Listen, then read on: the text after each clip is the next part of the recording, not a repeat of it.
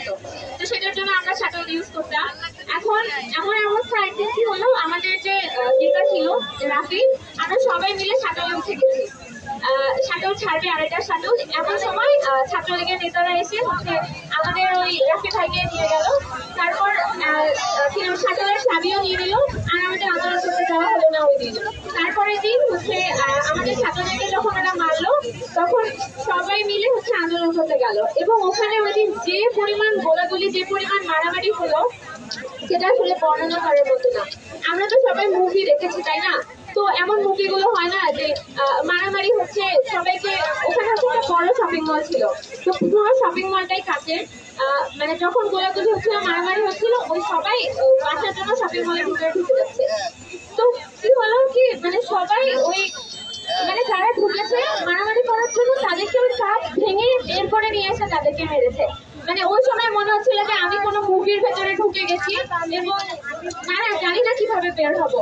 তো যাই হোক, সেই দৃশ্য দেখার পরে আমার মনে হয় না যে কোনো স্টুডেন্ট কেউ ঘরের ভিতরে বসে থাকতে পারে। কারণ আমার যে ব্যাচমেট, আমার যে বন্ধু বান্ধব, যাদের সাথে বসে আমি ক্লাস করেছি, যাদের সাথে বসে ঘন্টার পর ঘন্টা কাটিয়েছি, তারাই যখন আরেক বন্ধুদেরকে মারছে, সেটা আসলে মানে এর থেকে কষ্টের, এর থেকে দুঃখের আর বোধহয় কিছু হয় না।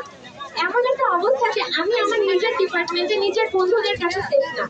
তারপর যেটা হলো, তারপর হচ্ছে সবাই সবার মতো সেফ জায়গায় গেল, এবং তারপর তো কারফিউ চললো।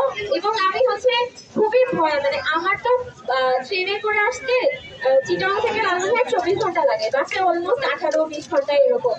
তো আমি ভয়ে আসতে পারছিলাম না যে 18-20 ঘন্টা যে আমি আসবো, মাঝখানে যদি দাঁড় করায় আমাকে মেরে ফেলে, না মাঝখানে যদি গাড়ি বন্ধ করে দেয়, তখন আমি কি করবো? তো যাই হোক, আলহামদুলিল্লাহ চলে আসছি।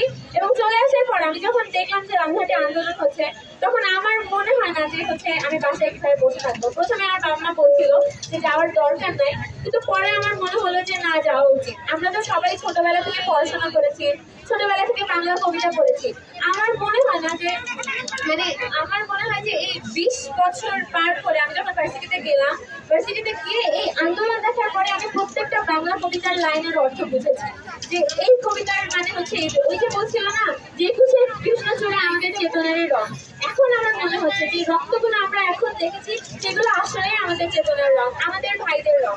প্রত্যেকটা কবিতার লাইন